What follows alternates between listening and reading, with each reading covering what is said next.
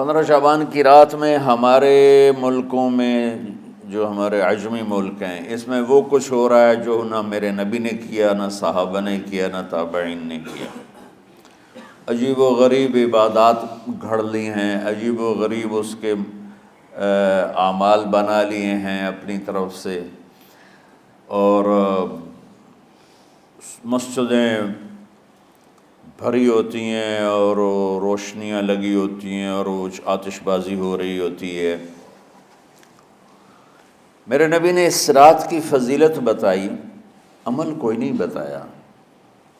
جیسے یہاں کوئی صلاۃ تسبیح کی جماعت کرا رہے ہوتے ہیں، کوئی اجتماعی تہجد پڑھ رہے ہوتے ہیں، کوئی دیگیں چڑھا رہے ہوتے ہیں، کوئی آتش بازی کر رہے ہوتے ہیں، تو وہ اس میں اتنا غلو ہو گیا ہے کہ یہ بھی ٹھیک نہیں۔ اور کچھ علماء نے اس کے رد میں اس کا اتنا انکار کیا ہے کہ اس رات کی کوئی فضیلت ہے ہی نہیں، یہ بھی ٹھیک نہیں۔ اس بیچ کا راستہ، اس رات کی فضیلت میں جتنی احادیث ہیں وہ ضعیف ہیں، لیکن اتنی کثرت سے ہیں کہ ان سب کا مل کر جمع ہو کر کم از کم وہ حسن لغیر ہی تک تو پہنچ جاتی ہیں۔ اور ابن عثیمین رحمۃ اللہ علیہ نے بھی یہ لکھا ہے کہ زیادہ سے زیادہ ان احادیث کے مجموعے سے، چونکہ اگرچہ ضعیف ہیں لیکن کافی زیادہ ہیں، تو وہ حسن لغیر ہی تک پہنچ جاتی ہیں۔ تو حسن لغیر ہی سے کوئی عمل ثابت نہیں ہوتا، عمل ثابت ہوتا ہے صحیح حدیث کے سے۔ ایک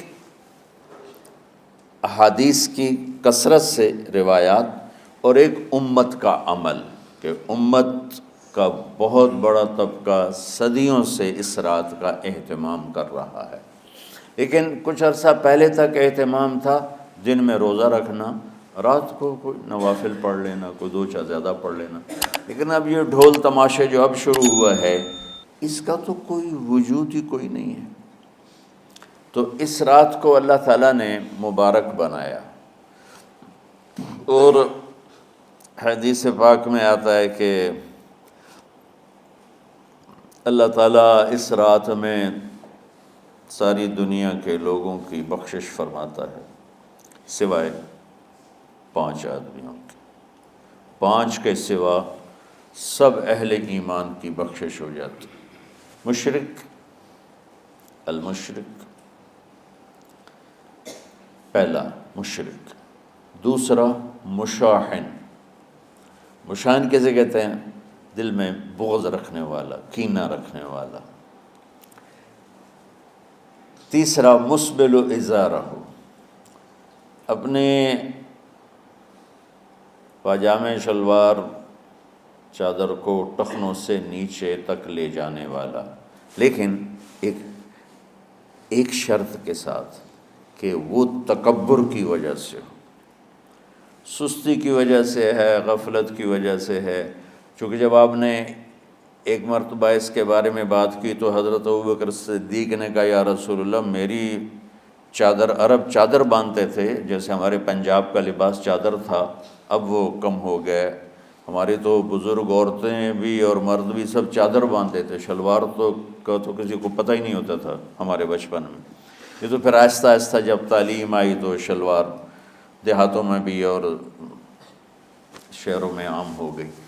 تو اگر وہ اس لیے لٹکا رہا ہے کہ طبیعت میں تکبر ہے، پھر اس وعید کا وہ حقدار ہے۔ اگر ویسے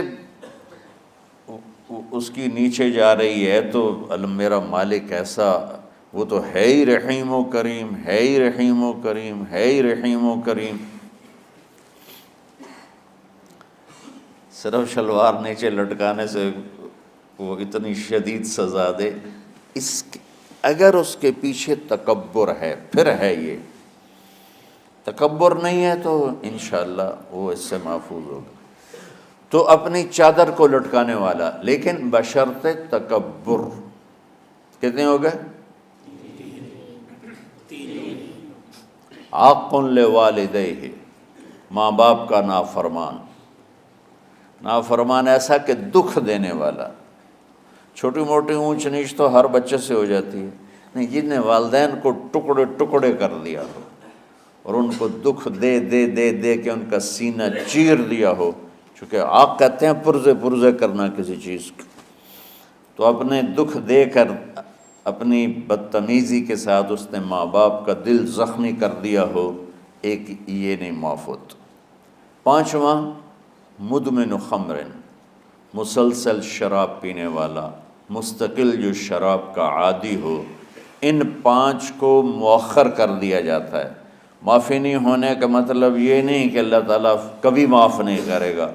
معافی نہ ہونے کا مطلب یہ ہے کہ یہ پانچ ایسے گناہ ہیں کہ اس کی وجہ سے بخشش رک جاتی ہے. اگر وہ شرک سے نکل آئے، وہ کینہ سے نکل آئے، وہ تکبر سے نکل آئے، وہ والدین کی نافرمانی سے نکل آئے، شراب چھوڑ دے، تو ان کی بھی بخشش ہو جاتی. جب کوئی توبہ کرے گا فوراً بخشش ہو جائے گی. نہ 15 شعبان کی ضرورت ہے، نہ لیلۃ القدر کی ضرورت ہے، نہ بیت اللہ جانے کے ساتھ توبہ کی شرط ہے. جہاں بھی وہ بیٹھ کے توبہ کرے گا، جس لمحے میں کرے گا، اسی وقت اس کی توبہ قبول ہوگی اور اللہ اس کے پچھلے سارے گناہوں کو معاف فرما دے گا.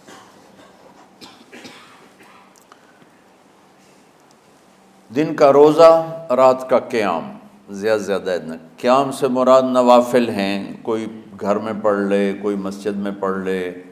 نوافل، نفلی عبادات گھر میں ہی افضل ہوتی ہیں. میرے نبی سنتیں ہمیشہ گھر سے پڑھ کے آتے تھے. تہجد اپنے گھر میں پڑھتے تھے، مسجد میں نہیں پڑھتے تھے. سوائے اعتکاف کے آپ اپنے نوافل سنتیں سب گھر میں پڑھتے تھے اور مسجد میں صرف فرض آ کے ادا فرماتے تھے. اور اس کے بعد بیٹھنا ہوتا تھا تو بیٹھ جاتے تھے، اٹھنا ہوتا تھا تو اٹھ جاتے تھے. تو اعتدال اللہ کو ہر چیز میں پسند ہے. دنیا جو مختصر ہے اس میں کیسے پسند نہیں ہوگا؟ آخرت جیسے معاملے میں بھی اللہ ہم سے کہہ رہا ہے اعتدال، امتن وسطا.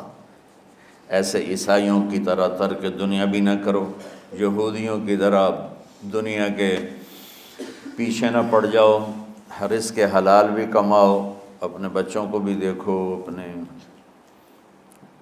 فرائض کو بھی دیکھو جو دنیاوی ہیں، اور اللہ سے بھی اپنا معاملہ ٹھیک کرو اور درست کرو. بعد کے زمانے میں صحابہ کے بعد سے ہی ایک انتہا پسندی امت میں آئی.